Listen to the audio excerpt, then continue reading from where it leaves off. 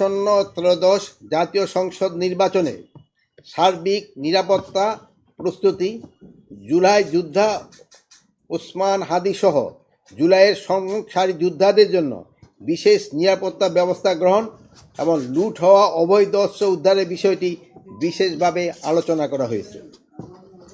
স্বরাষ্ট্র মন্ত্রণালয় সহ বর্তমান অন্তর্বর্তী সরকার জুলাই গণ অভ্যুত্থানে সম্মুখ সারির যোদ্ধা ওসমান হাদির উপর হামলার ঘটনায় গভীর দুঃখ প্রকাশ করেছে।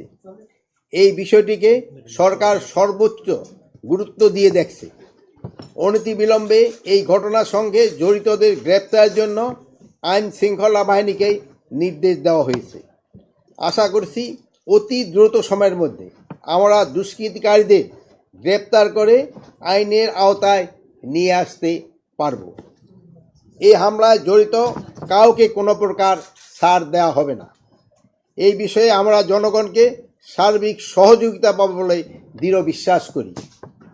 ওসমান হাদির উপর আক্রমণের ঘটনা আসন্ন জাতীয় সংসদ নির্বাচনকে বাধাগ্রস্ত করার অপপ্রয়াস বলে আমরা মনে করি।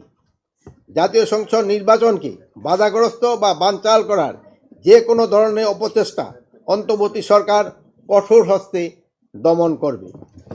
বর্তমানে অন্তর্বর্তী সরকার জুলাই গণ অভ্যুত্থানে সম্মুখ সারি যোদ্ধাদের নিরাপত্তা নিশ্চিতে বদ্ধপরিকর।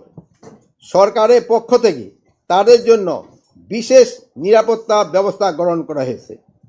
এই লাইনটা আমি আবারও বলতেছি, বর্তমান অন্তর্বর্তী সরকার জুলাই গণ অভ্যুত্থানে সম্মুখ সারির যোদ্ধাদের নিরাপত্তা নিশ্চিতে বদ্ধপরিকর।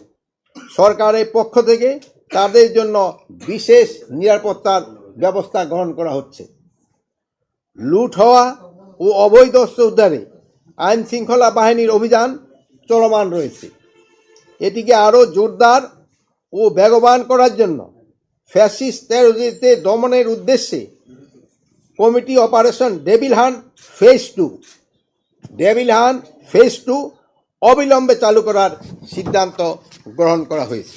হত্যার সাথে জড়িত তাকে যদি কেউ ধরে দিতে পারে তার জন্য সরকার 50 লক্ষ টাকা পুরস্কার ঘোষণা করেছে। তারপরে এই রেগুলার অ্যারেস্ট ফ্যাসিস্ট অ্যারেস্টের সংখ্যা বাড়াতে হবে।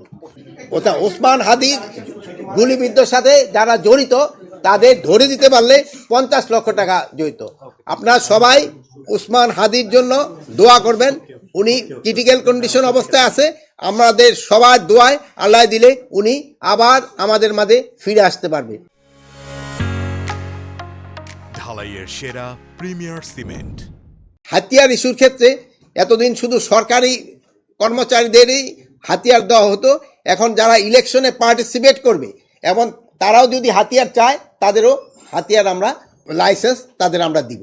যারা ইলেকশনে পার্টিসিপেট করে তাদের যদি হাতিয়ার আমাদের কাছে জমা থাকে ওইগুলো আমরা তাদের ফেরত দিব। এটা ব্যক্তিগত আগ্নেয়াস্ত্র। আসামি ধরার প্রক্রিয়াটা চলমান আছে। আমরা আশা করি আপনাদের সহযোগিতায় খুব তাড়াতাড়ি হয়তো তারা ধরতে পারবে। তারেক রহমান হলো 25 তারিখে আসবে, তার নিরাপত্তা নিয়ে এক ধরনের শঙ্কা রয়েছে, সেটা নিয়ে আপনাদের কি তার নিরাপত্তার ব্যাপারে কোনো শঙ্কা নাই। তার নিরাপত্তা ব্যাপারে যত ধরনের প্রস্তুতি নেয় আমরা নিব এবং তার নিরাপত্তা আমরা দিব।